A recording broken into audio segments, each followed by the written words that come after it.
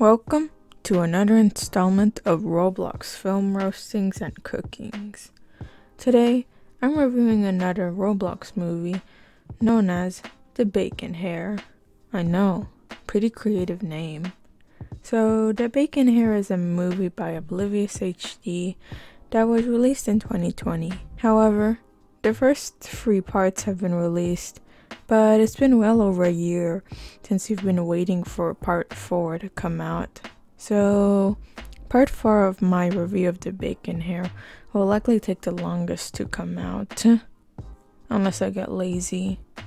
So, the plot of The Bacon Hair is somewhat similar to The Last Guest, in I guess some ways, being that the Bacon Hairs and the guests are rivals with each other.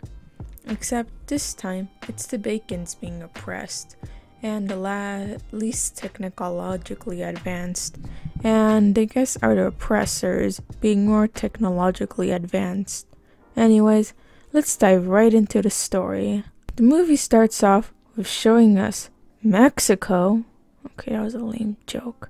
Anyways, we show how life is like for some Bacon Hairs. Also, why is there a wall? Anyways, we see an ugly looking robot marching to a homeless bacon and repeatedly says, "It is past curfew. Please depart the streets immediately." Bro, can you see that homeless person has nowhere else to go? So then the homeless bacon gets electrocuted by the robot's weird arm. And then an ugly robot says, "Thank you for the cooperation." So I'm guessing these robots are the homeless control or something. So we cut over to this random news reporter reporting on the increasing homeless rate in the city, along with what happens to be some bacon cholos. We're then introduced to a bacon dad and his son, Zayden, who totally doesn't look like Jez from The Last Guest. After a little lecture from the dad about appreciating what Zayden has, we see what appears to be an ugly robot from earlier, but then the dad closes the door and doesn't seem to bother to explain what was that, even though he wouldn't really be able to hide his secret anymore. Anyways, when Zayden went to bed, he has this dream about the bacon cholos killing his mother, who was out in the streets for whatever reason. We then cut over to totally not a Zara ripoff, Kenzie, talking about the crazy curfew stuff, when a dentist-possessed teacher has Zayden recite the stuff about the city wall. So the city wall was built because it is really dangerous, and we were never really explained why, and a lot of people believe that the ugly robots, known as the curfew bots, are here to protect the city from the Cholo gang, known as the Resistance. After school, Kenzie takes Zayden to the sewers to show where all the sewer water is dumped out. Just kidding.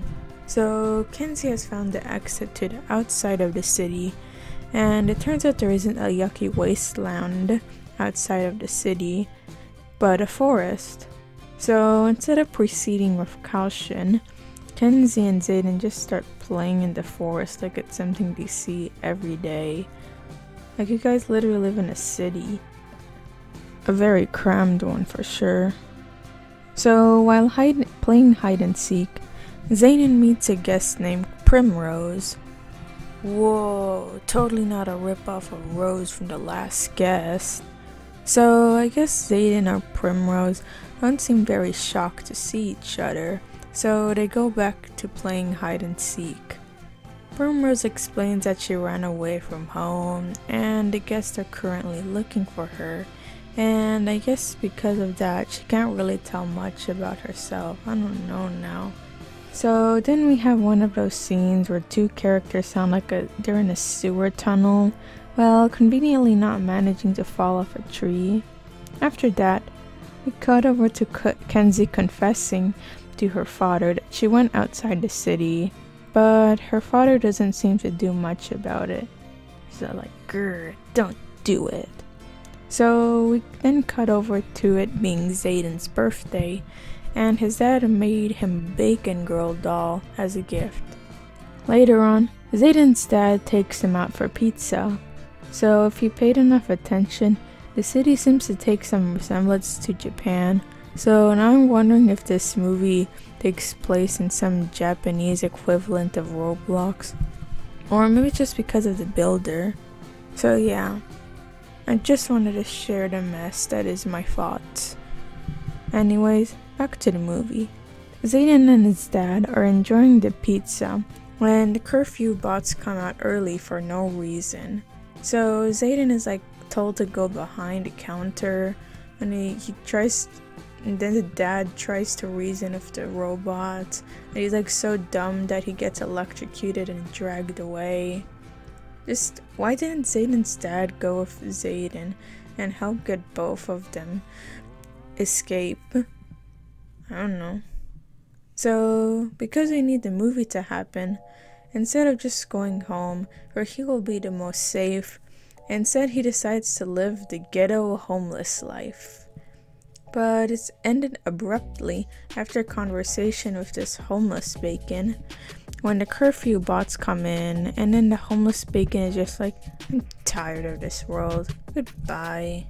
So while running away, Zayden just constantly stops to watch people get executed, since he has 2 brain cells, or maybe 1 brain cell for each little strand in his hair. Actually no, yeah, it's not a lot of strands or dreads. All seems lost for Zayden, who is dumb enough to get himself surrounded when a curfew bot comes in to save him. So Zayden wakes up the next day in the forest, and it's revealed that this curfew bot is actually a good robot. Oh wait, so not a good curfew robot is the robot from Lost in Space, but instead every word he speaks is like a knife piercing my ears. So Zayden immediately trusts the good robot and gives him the very creative game Guesty, because the robot resembles a guest. Also, since Zayden mentioned that he never saw a guest before, and how would he know that what a male guest looks like? I don't know. We'll never know how. Also, where did he get that marker from? I hate that smiley face. Guesty then pulls Primrose out of the tree, who somehow managed to survive in the forest and did not die from the weather, starvation, and dehydration. If a Robloxing like Primrose can survive like that, then how come Zayden's dad died from just mere electrocution? This doesn't make any sense. So Primrose just instantly trusts Guesty, and then we have a montage of Primrose and Zayden playing in the forest and not dying, even when it's winter and it's probably going to be super cold. But then, one day, the guests arrive, and for whatever reason, they climb down from the trees using grappling hooks. Whoa! But now we're introduced to the president of the guests, who looks like that buff bacon guy from The Last Guest. Why? His face and his beard. So somehow the president guest guy knows that some bacon hair turned one of his guest robots good, or I don't know, rewired.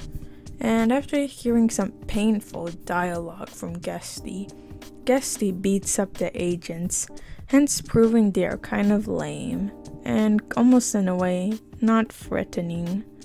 While hiding up in the trees, Primrose is just I have to go, it's all my fault, blah blah blah, I'm so innocent, I caused this, I don't know why, oh. And there's an emotional, sad breakup.